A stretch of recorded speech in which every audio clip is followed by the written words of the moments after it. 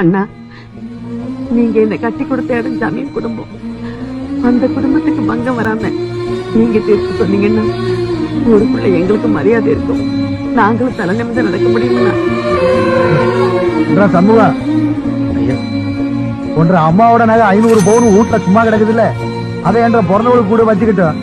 அப்புறம் கண்ணு ஒன்ற வீட்டுக்கு பின்னால 300 ஏக்கரா இருக்குது இல்ல, அதையும் நீயே வச்சுக்க.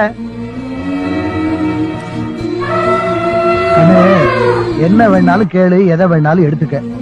ஆனா தீர்ப்புல மட்டும் தலையிடாத, அப்புறம் நாயும் செத்து போடும், நல்லா இருக்காது. சரிங்கண்ணா, நீங்க இப்படித்தான் சொல்லுவீங்கன்னு எனக்கு நல்லாவே தெரியுங்க. தெரிஞ்சிருந்தும் ஏன் கேட்க வந்தேன்னு பாக்குறீங்களா?